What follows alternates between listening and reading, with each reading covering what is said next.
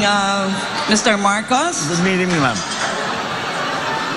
If this were, I've never been to a campaign rally, but if this looks like it, and maybe multiplied so many times over, I can imagine what you're feeling is like euphoria, isn't it? Because we're not even involved and we're feeling euphoric here. It's very encouraging, ma'am. That's true. Okay. This is the second time we are going through this. But this time it will be banter. Nothing aggressive nor belligerent. You have the thickest portfolio here. I counted more than 50 pages which were submitted to the network and which were given to us. I have 1,000 questions, but since I have 3 other colleagues here, maybe I'll ask something which is right in my alley, and I think I have asked this also in my post in the social media. And post-Ukraine, assuming that you have a peace agreement within the next 2 weeks, which is more likely, do you see a new political and economic order, but this time you have other political actors like Moscow, Beijing, and even Tehran? Yes. What's your take on that? There will be a new world order. Because I have, I think, watching Ukraine and seeing the developments, and which are not exactly going the way of that the President Putin would have wanted it to. I suspect there will be domestic implications to whatever the peace agreement is going to be. I hope you're right, ma'am, that it will be done in 2 weeks, because we are the entire world is suffering. But there will be a very big change, because the how do you say, the idea, I think some of the analysts have said, I don't know if you agree with this, is that President Putin is trying to reconstruct or recreate the Soviet Union under another name. So perhaps this was his move. Should he weaken as a political figure in his own country, in Russia, then certainly the policy, that policy of trying to gain territory through whatever means, as he says, because to provide for him a buffer to NATO, whatever the reason might truly be. I think that will have to be re-studied by whoever will be most dominant in Russian domestic politics after Putin. So yes, I believe there will be a new world order, and I think I am certain that Tehran and Beijing are watching very, very closely what will happen to Ukraine. There will be a geopolitical balance of power. It also depends on what the reaction of the EU and the United States will be. I think the United States we can predict fairly accurately. EU is in a more difficult spot simply because they are highly dependent for their energy to Russia, and how they will balance that. I know that the President Biden has just signed with the EU a deal to supply from the United States and from other countries 15 billion tons of gas, which will cover some of the needs of the EU. But again, that's not something that can instantly be made, to instantly be applied. There will be a transition period because it is a very large economic infrastructure that has been developed for Europe to take advantage of the gas supplies out of Russia. These are all terribly large forces, and inevitably it will change things. Yeah, well, it seems like you have a more dire scenario, future scenario in mind. But what I have used really is from a content analytical perspective, using events data analysis, meaning I'm paying attention to the verbs being used by the negotiators. and and this is not Pollyannish, by the way, Mr. Marcos. It's just that I feel that Putin will not allow the conflict to spill over. It will encapsulate within the Ukraine conflict area. And that, yes, I still believe that within the next 2 weeks you have a peace agreement. I sincerely hope so, because misunderstandings, mistakes can occur. With Poland being right there on the border of Ukraine, we already have had reports of missiles that mistakenly flew into Poland. And these are the kind of things that we have to be very careful about. I think maybe that is one thing that they can agree upon, Russia and the West, as we have referred to it often. Mr. Marcos, earlier, I don't know if you were around already when I asked questions about the projected state visit of Vladimir Putin here in the Philippines. Because the Duterte administration has only so many more breaths to take before the end of their regime, of their tenure.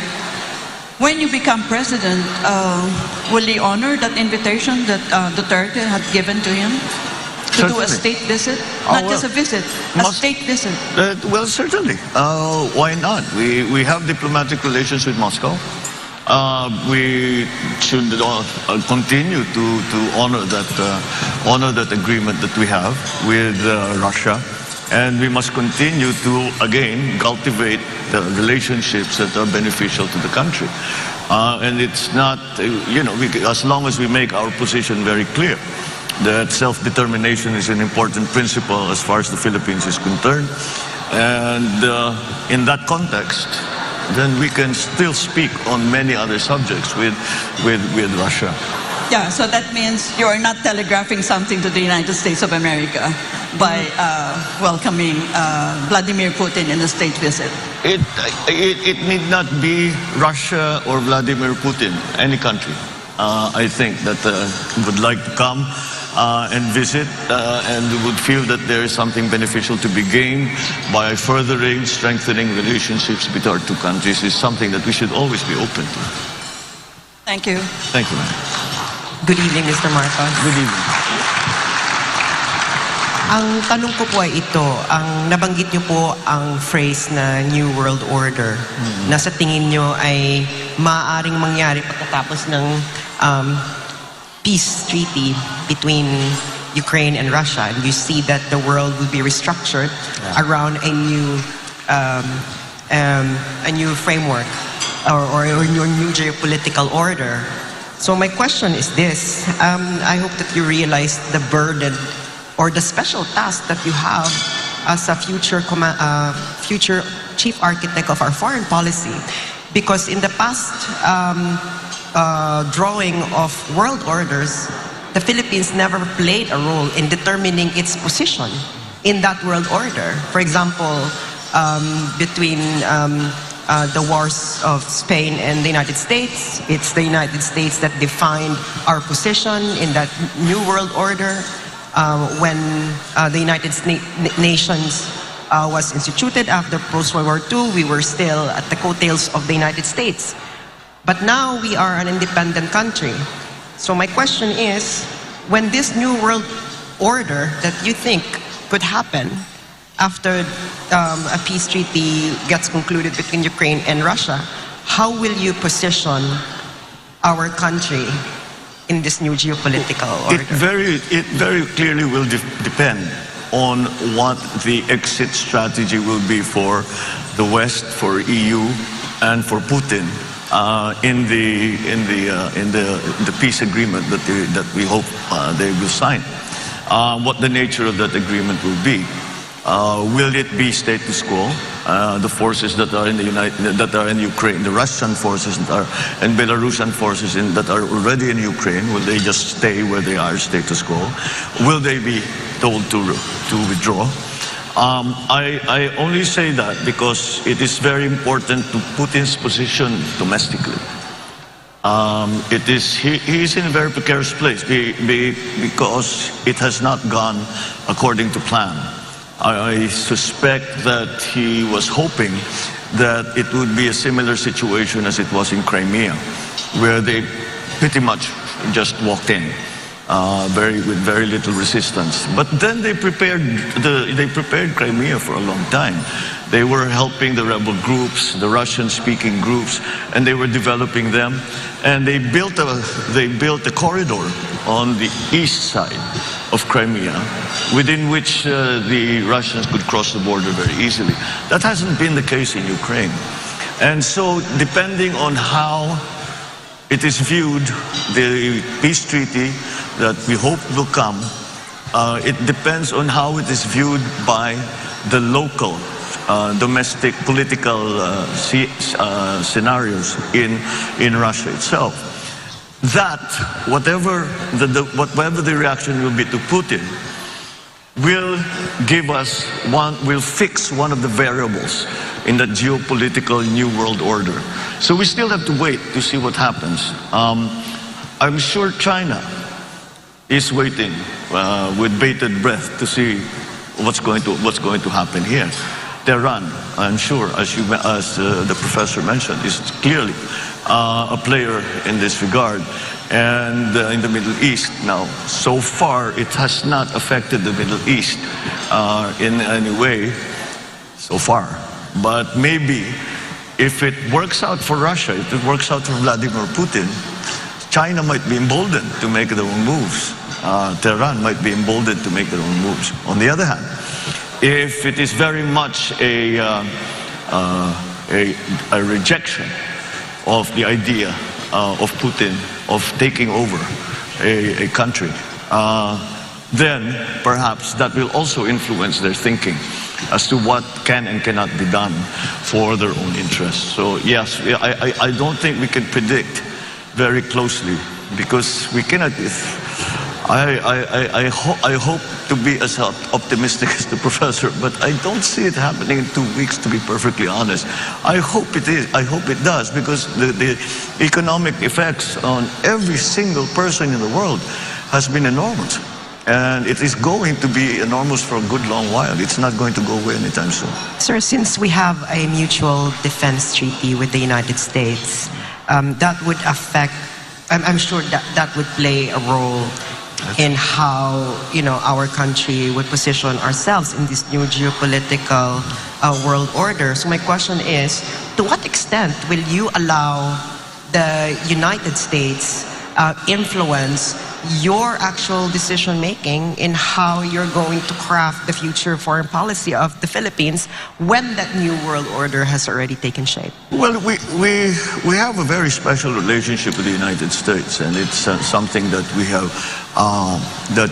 had and developed over 100 years, starting from being essentially a colony to a very strong partner here in this, especially in this part of the world, in the region. And that, I think, has been a good thing for both countries, both for the United States and for the Philippines. And that I think we can still depend on that. But the scenario that you spoke about, where we historically have always been with the United States, is still, I think, a carryover, a hangover of the Cold War. And we discussed it a little bit the last time. And I don't think the geopolitics of today are the same. And we now have to tread that very fine line to make sure that it's the Philippines, it's the Philippine interests that are the primacy of Philippine interests in anything. Now, in geopolitics, especially, we have another superpower 600 kilometers from our coastline, China. That puts, again, the Philippines in quite a precarious position. We're lucky because we're important geopolitically, even just we're strategically. We are unlucky because we are important geopolitically, and we've become a bit of a hot potato when it comes to that. So we definitely have to consider what is best always for the Philippines. And how do we achieve that? With our existing partnerships, alliances as they stand now with what will be a new world order. Will it be a very big change? Will it be a small, slight change? Will it be a big change for Russia and a small change for everybody else? There are many moving parts to this thing, and it's not something that is easily definable. But I think once the peace agreement is made, we will study it very, very closely, and we will ask our best experts to determine what is the effect in these other countries. What is the effect to Tehran, to Iran? What's the effect? How does it change their thinking in Beijing? How does it change the thinking in Washington, D.C.? These are the big players. These are the people we have to deal with.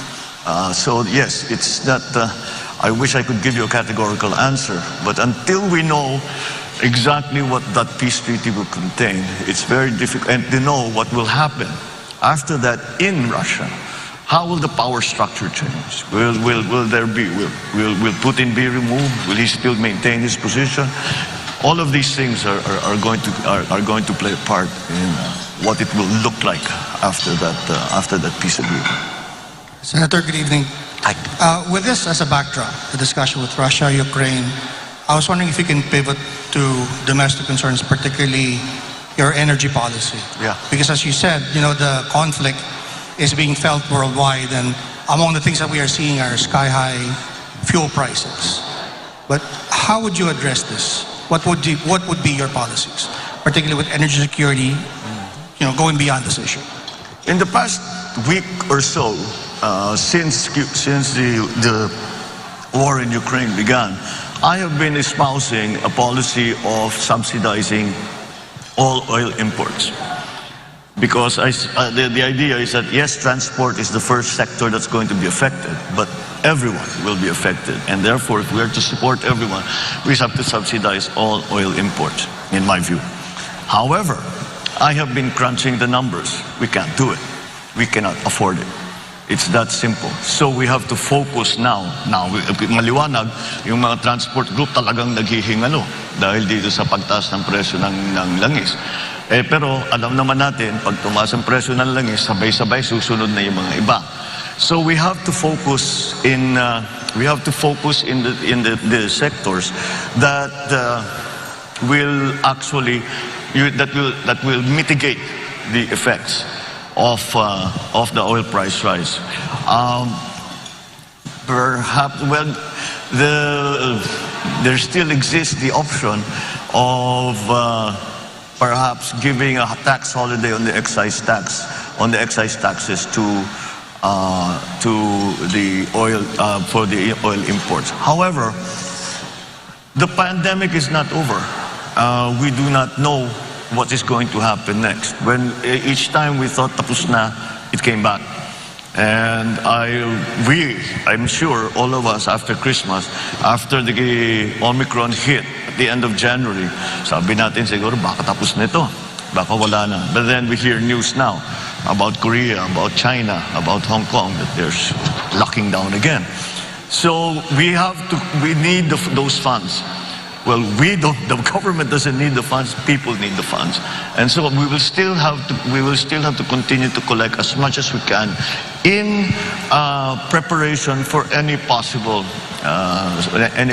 occurrence in terms of the pandemic. Baka may bagong strain, baka may babalik. But I don't think we will ever return to a time of lockdown anymore. Senator, just before we go on the break, I was wondering if you can clarify your position on the oil price stabilization fund, because there's been some talk in social media to report, and I don't know if you are. Of course, the appeal is that there will be subsidy when prices are high. Yes. But the downside is that prices will remain high because when global prices dip. Yeah. And there's the argument, of course, that the market is always more efficient in determining prices. Could you clarify your position? No, I think it is not to change the price of the oil. It's to change the rate of change. It is to try and mitigate the rate of change. So that, let's say, if the price increase is from Sunday to Monday, instead of increasing the full, let's say we're going to increase by, I don't know, 5 pesos, let's say. Instead of doing it all in one shot, we do it slowly because we have a stabilization fund. There is no way to bring the price of oil down from the Philippines. We are at the mercy of the oil producers. We in the Philippines, if I'm not mistaken, are 0.07% of the fossil fuel market, and therefore have very little influence on pricing. And we produce very little in terms of oil production. Malampaya is about, they say, will dry up in the next 2 or 3 years. So yes, it is a very, very big problem. But the OPSF that I proposed is really to lessen the impact. And instead of making the impact instantaneous, we will try to make it happen over a longer time to give businessmen, consumers more time to adjust and to plan for the new regime of oil prices and oil products that would come to the Philippines. Senador, kung may time pa? We'll have to take a short break for now. Yes. It's okay. Sorry, Rolex. Yeah, unfortunately, I've become the symbol of the human time clock. But the panel will still have a lot of questions for you, Senator Marcos. Unfortunately, we have to interrupt for a short break. So to everyone watching, don't go away. The Deep Probe SMNI presidential interviews will be